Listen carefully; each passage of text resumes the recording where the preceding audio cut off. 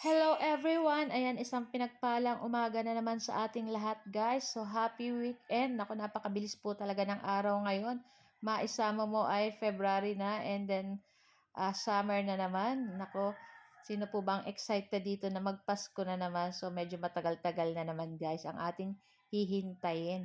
So yan na nga guys, so for today's video ay tara at samahan niyo po ako magluto nitong ating tortang corned beef at magluluto rin tayo ng fried rice and yung ating pork chop adobo. So ito po ay ating brunch na para isahang kain na lang. So mamayang dinner, yung ating sunod na pagkain.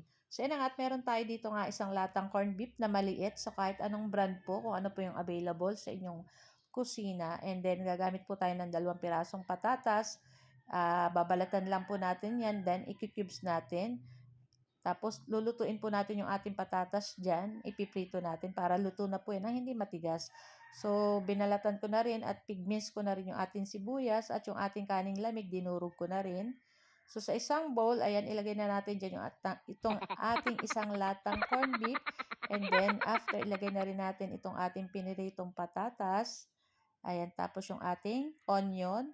Tapos, gagamit tayo ng 2 pirasong itlog. And then, maglalagay tayo ng harina mga 1 to 2 tablespoon. And then sa pampalasa, asin lang po ilalagay natin dyan. Tapos maglalagay tayo ng durog na paminta. And then i-mix-mix lang po natin iyan hanggang mag-combine yung mga lasa or yung ating sangkap dun sa ating corned beef. So ayan na nga, at magpainit na tayo nitong ating 2 kawali para mabilis na luto. Ayan, so maglalagay lang tayo ng mantika at magigisa na tayo nitong ating bawang. At pagkatapos, pwede na nating ilagay dyan yung ating kaning lamig na dinurog kanina. Para hindi po masayang yung ating kaning lamig. Ayan, i-fried rice po natin. So, masarap naman po ang fried rice, lalo na mainit. Ayan. Tapos, ayan, sa kabilang kawali, itong ating tortang corned beef. Ayan, lulutuin lang po natin yan ng side to side or hanggang mag-golden brown. So, yung sa isang lata at 2 pirasong itlog at yung sa ating patatas ay marami na po kayong maluluto or mapipritong tortang corned beef. Ayan, nakakabilik na naman.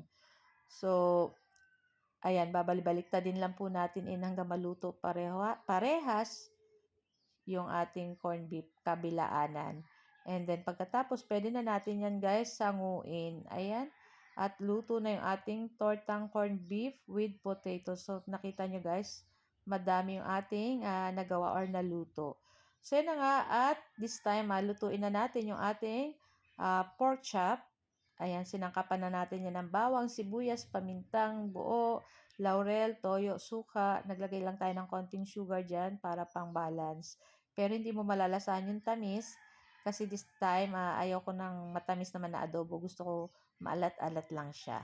So, yan na nga. At luto na yung ating tortang corned beef and yung ating fried rice. So, inihintay na lang namin maluto yung ating adobong pork chop at ready to eat na rin po kami. So, guys, ito lang po ang aming video today. Thank you for watching and see our next video. Kain na! Happy lunchtime, everyone! Thank you for watching. Bye!